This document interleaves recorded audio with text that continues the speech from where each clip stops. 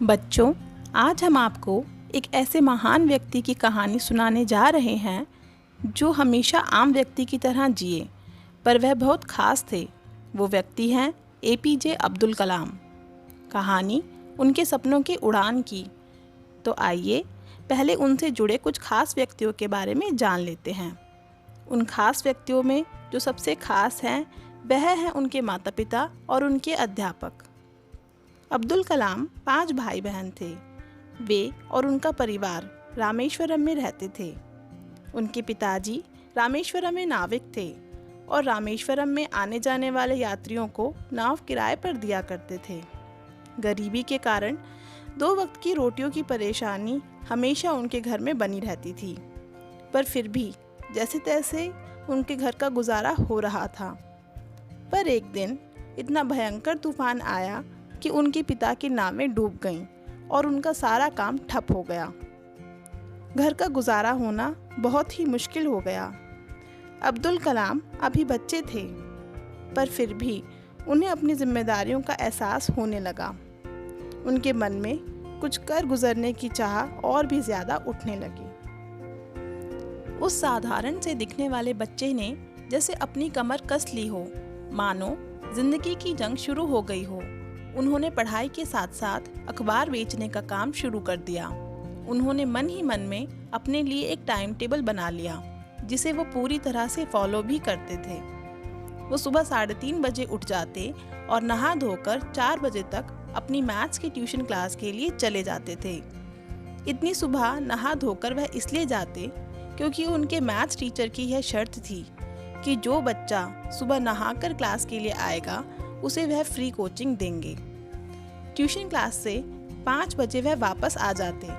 वहां से आकर वह साइकिल पर धनुष कौड़ी अखबार लाने के लिए जाते।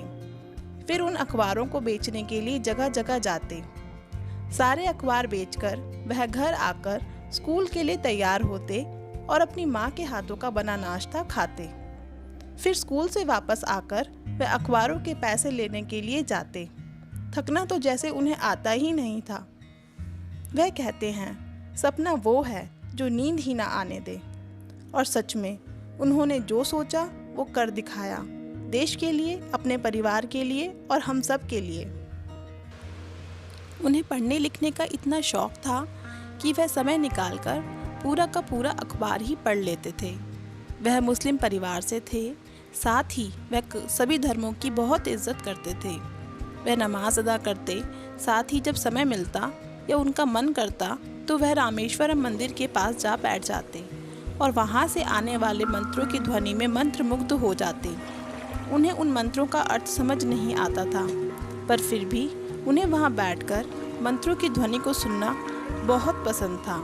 वह कुएं में पत्थर फेंकते और ऊपर उठते पानी को देखते थे। वह कभी पतंग उड़ाते तो कभी कागज़ के हवाई जहाज बनाकर उड़ाते थे। बच्चों, उन्होंने कभी टीवी देखकर अपना समय बर्बाद नहीं किया। आपको यह जानकर हैरानी होगी कि उन्होंने अपनी पूरी जिंदगी में कभी टीवी ही नहीं खरीदा।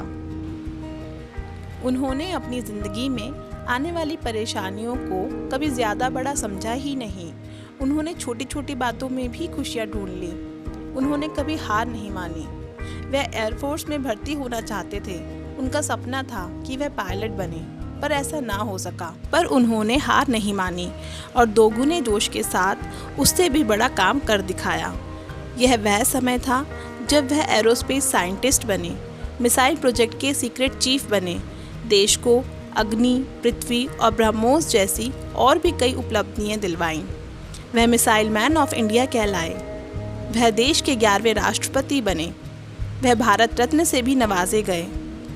उन्होंने अपनी सारी संपत्ति जन सेवा में लगा दी। उन्होंने हमें बहुत कुछ सिखाया, हमें बहुत कुछ दिया। वह हमेशा हमारे बीच में बने रहेंगे और हम उनको हमेशा याद रखेंगे और उनसे प्रेरित होते रहेंगे।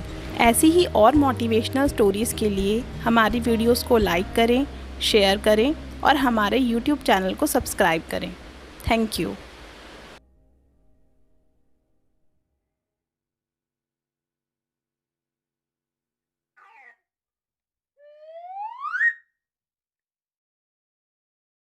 Thank you, boy.